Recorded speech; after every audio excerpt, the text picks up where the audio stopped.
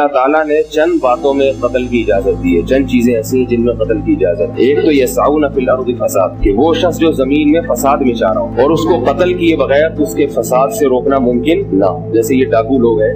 بندوق کے ذریعے چھینتے پھرتے ہیں اسلحے کے زور سے، تو ایسے ڈاکو کو قتل کرنا ثواب کی بات، ان پہ ترس نہیں کھانا چاہیے۔ لیکن اس میں یہ اصول ہے کہ ایسا ڈاکو جس کے ہاتھ میں اسلحہ ہو اس کو تو قتل کرنا جائز ہے، اور اگر اسلحہ نہیں ہے، بغیر اسلحے کے کسی سے چھینا جھپٹی کر رہا ہے یا چور اچکے جو ہوتے ہیں، ان کا قتل کسی بھی صورت میں حلال نہیں۔ بعض لوگ ایسے چوروں کو پکڑ کے بھی اتنا مارتے ہیں کہ ہڈی پسلی توڑ دیتے ہیں ان کی، یہ جائز نہیں ہے۔ باقی یہ جو ڈاکو ہے نا، ڈاکو گن پوائنٹ پہ جو موبائل چھین رہا ہے یا گن پوائنٹ پہ، یہ اگر کسی کے ہتھے چڑھ جائے اس کو چھوڑنا جائز نہیں ہے، یہ بھی ذہن، اس کو وہی لوگ مل کے جان سے مار دیں کسی بھی طریقے سے ممکن ہو، کیونکہ ان کی سزا قرآن نے بہت سخت بیان کی ہے، کیونکہ یہ کئی لوگوں کا خون کر چکے ہوتے ہیں اور کئی کا خون کرنے کا ان کا ارادہ ہوتا ہے۔ تو ایسے بدبختوں کی جو اصل سزا ہے قرآن نے بیان کی ہے، انما جزاء الذین یحاربون اللہ ورسولہ ویسعون فی الارض فسادا ان یقتلوا او یصلبوا او تقطع ایدیہم وارجلہم من خلاف او ینفوا من الارض، کہ ان کو چوک پہ لٹکا کے ان کے ہاتھ پاؤں کاٹے جائے، پہلے دایاں ہاتھ کاٹا جائے، بایاں پاؤں کاٹا جائے، پھر سولی پہ لٹکا کے ان کے برشا مارا جائے، چوک پہ لٹکا کے۔ ساری دنیا یہ تماشا دیکھے، تو جہاں اسلامی حکومتیں قائم ہوئی ہیں ماضی میں، تو وہاں وہ ایسے ہی کرتے تھے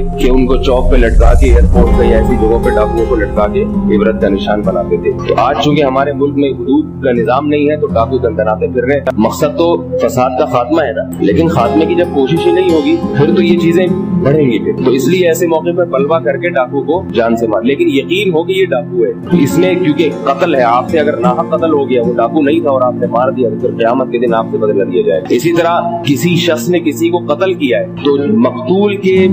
لواحقین کے لیے، وارثین کے لیے جائز ہے کہ اس قاتل کو قتل کر دیں، یہ بھی شریعت نے اجازت دی۔ اگر کسی شخص نے قتل کیا ہے، کسی کا بھائی قتل کیا، کسی عورت کے شوہر کو جان سے مار دیا، یا کسی مرد کی بیوی کو جان سے مار دیا، یا بیٹے کو مار دیا، یا باپ کو مار دیا، تو بھی شریعت نے اجازت دی ہے کہ اصل تو حکم یہ ہے کہ یہ حکومت بدلہ لے، لیکن اگر حکومت بدلہ نہیں لیتی تو شریعت نے میت کے لواحقین کو بھی اجازت دی ہے کہ وہ خود بھی اس کو جان سے مار سکتے ہیں، اور بہتر یہ ہے کہ وہ معاف کر دیں اور دیت وغیرہ لے کے اس کو چھوڑ دیں، لیکن اجازت دی ہے باہر۔ تو یہ دو چیزیں ہیں۔ تیسری چیز جس پہ قتل جائز ہے وہ یہ ہے کہ وہ شادی شدہ مرد اگر زنا کرے تو اس میں بھی اس کا خون حلال ہو جاتا ہے، اور اس کو پھر سنسار کیا جاتا ہے، زمین میں گاڑ کے پتھروں سے مارا جاتا ہے، کیونکہ شادی شدہ ہونے کے باوجود زنا کی طرف جا رہا ہے۔ تو زنا چونکہ بہت بڑا جرم ہے تو اللہ ایسے آدمی کو زمین کے پشت پسند نہیں کرتے، لیکن یہ چونکہ حدود ہے لہذا یہ حکومت کا کام ہے، اس میں عوام کو اجازت نہیں ہے کہ وہ کسی کو اس طرح سے، کسی زانی آدمی کو خود سے پکڑ کے کوڑے مار دیں یا پتھر سے مار دیں، تو اس کی عوام کو اجازت نہیں ہے۔ تو یہ چند چیزیں ایسی ہیں۔ اسی طرح میدان جہاد میں لڑائی ہو رہی ہے دشمن سے، تو وہاں بھی قتل کرنا جائز ہے۔ ان باتوں کے علاوہ کسی کا بھی قتل کسی بھی صورت میں حلال نہیں ہے۔ اگر آپ کو ہماری ویڈیو پسند آئی ہے تو برائے مہربانی ویڈیو کو